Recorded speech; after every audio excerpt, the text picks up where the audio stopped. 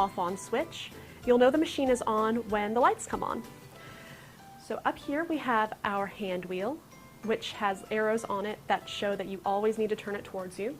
And as I turn it, you'll see a take-up lever pop up, and that's really important when we start threading the machine. Down here we have the stitch selector dial, and above that the stitch length dial. Up on the top we have the bobbin winding stopper, the bobbin winding spindle, and a bobbin winding tension disc over here. This is the tension dial. Back here we have a threading guide and another guide. Here's that take-up lever again. Down here we have the reverse lever. This is so you can sew in reverse. Down here we have the needle, obviously. The all-purpose foot, which you'll use for most of your sewing. In the back we have a presser foot lifter. It's up when you thread, down when you start to sew. Your bobbin is right here along with the cover. And you can remove this piece to expose a free arm, which is great when you're sewing like cuffs, pant hems, anything circular. If you turn this around, it's got a door. And we have all of these extra accessories inside, such as extra bobbins, spool caps, and presser feet. And so before we thread the machine, let's look at some of these extra presser feet. In total, this machine comes with 4 presser feet. Now, the all-purpose foot comes already attached to the machine, and that one you'll use for most of your sewing. You also get a buttonhole foot, which makes buttonholes, and this foot is the long white foot with the red marks on it. You also get a button sewing foot, which is used to sew buttons onto your projects using the zigzag stitch, and that foot is the transparent one with like the little blue feet sticking out of the front. And lastly, you get a zipper foot, commonly used for inserting zippers, but you can also use it for making and inserting piping. Now let's thread the machine.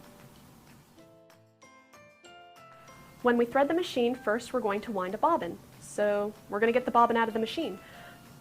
Raise your presser foot lifter to raise your presser foot, and move this little black button to the right. And this pops your clear view cover. Take that off. And retrieve your bobbin. Now this is a class 15 transparent bobbin. So if you want to go get more bobbins from the store, make sure they are a class 15 transparent bobbin. Using a wrong bobbin is like using the wrong part in your car. It's going to give you problems. So to start winding our bobbin, first get some thread and put that thread on the spool pin and cap that off with the spool pin cap.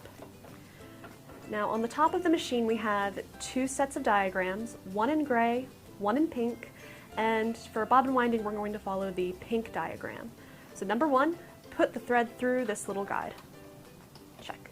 Second, we're going to wrap it around the bobbin winding tension disc, and when you wrap it around, really make sure it gets in there for proper winding. So you might even want to floss it a little bit, like you're flossing your teeth.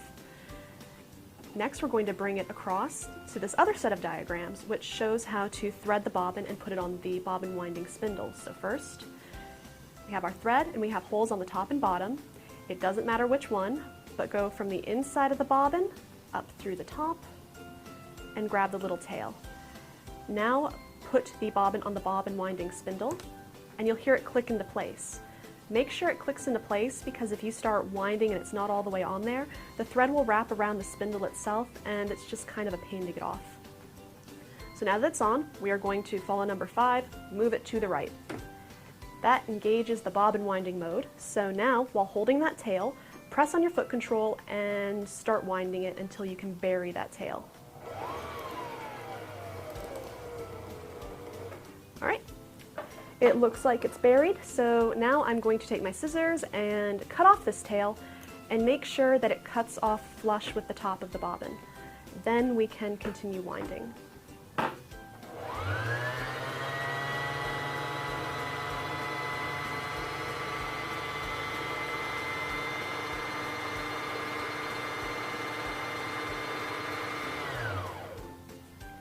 And when the bobbin is full, or you've just decided that that's all the thread you need, move it back to the left and pull it off. Cut the thread, and now it's time to put it into the machine. Before you put the bobbin into the bobbin case, make sure the thread is coming off of the bobbin in a counterclockwise motion. Or to make it easy, when you have a little tail coming off, it will look like the letter P. P for perfect sewing. So we're going to put the bobbin into the bobbin case, and on your clear view cover you have a little diagram showing you how to thread it. So we are going to put our finger lightly on the top of the bobbin to hold it into place, and we're going to bring the thread under this little gray guide with an arrow. We're going to bring it up and around this black piece, back down, and across this little thread trimmer. Now put your clear view cover back on, and you're good to go on your bobbin. Now we're going to thread the top. If you just wound a bobbin, the top of your machine probably looks like this. So before we thread it, let's get this thread off of the bobbin winding tension disc, and we'll follow the gray threading diagrams this time. So our thread's already in number 1, great. Now we'll bring the thread to the number 2 and put it in between these 2 metal pieces. And we're going to follow the arrow, we're going to come down, 3, keep going down, 4, we're going to make this U-turn, and we're going to go back up. We're going to get to the take-up lever at number 5, so we're going to come around this piece and let the thread come up to the eye.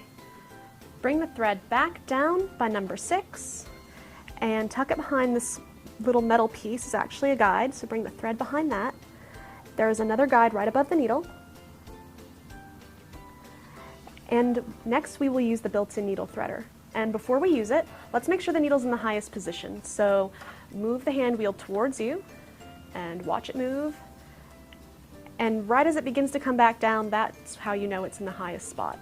So now we're good to use the built-in needle threader.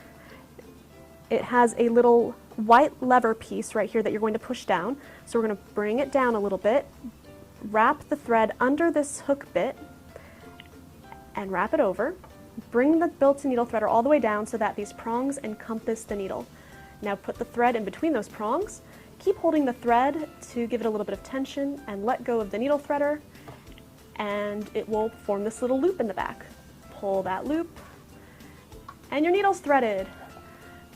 Bring it under the presser foot, and we're ready to sew. But first, let's take another look at that needle threader. When you use the built-in needle threader, push down on this white piece and bring the thread under the metal hook and over. When you push the needle threader all the way down, it has some prongs that encompass the needle. Put your thread in between those 2 prongs. Keep holding your thread to give it some slight tension and release the built-in needle threader, and a little loop will form in the back. Pull this loop and bring the thread under the presser foot. Now your needle is threaded. Now the bobbin thread is already seated and ready to go, so we can sew. Right, before we start sewing, we need to select our stitch, and we'll do that with our stitch selector dial. And when we select a stitch, you'll know that it's on the right area when you feel it click into place, and it will line up with this little bump above the dial. Now, I want to sew just a basic straight stitch, so I'm going to keep it right here, but I see 3 colors, gray, blue, and red. So how do I know which one I'm sewing? Well, up above that's the stitch length dial. So we've got gray for gray stitches, blue, and red. And you just move the dial. Here's the gray, blue S1 for blue stitches, red S2 for the red stitches. But I want that gray stitch, so I'm going to move it back. And in the gray zone, we have numbers. The smaller number is for a shorter stitch length, the larger number is for a longer stitch length. But I'm going to have it at about 2.5, and that's pretty standard for most sewing on most fabrics. So now we're ready to test and make sure we threaded our machine properly. When you test to see if you threaded the machine properly, I recommend using some scrap fabric when you do this and not start with your project. So on this machine, we don't have to pick up the bobbin thread before we start sewing, which is an added bonus. We are going to put the fabric under the presser foot, and it was up in park while we were threading the machine, but now we're going to bring it down in drive because we're about to drive this bad boy. Press down on the foot control and sew a few stitches. Now you want to turn the hand wheel so that the needle is back in the highest position. Lift your presser foot lifter and pull the fabric out, and there's a little thread trimmer on the side that you can use. So here it looks good on the top, and it looks great on the back, so good news, our machine is threaded properly. However, if it looks like this on the bottom with a lot of loops, then I recommend rethreading the machine. Most of the time it just means that your machine isn't threaded properly. You can also check your quick start guide and manual for more information. Now we're ready to sew our project. Our machine is already set up to sew a seam. So we are going to start with our new fabric, and we have some guides on the needle plate, and they have some markings on them to designate the seam allowance width, like 3/8, 5. Wait, you haven't seen the best part yet. Here are some amazing offers and specials available for one time only. You can't afford to miss it.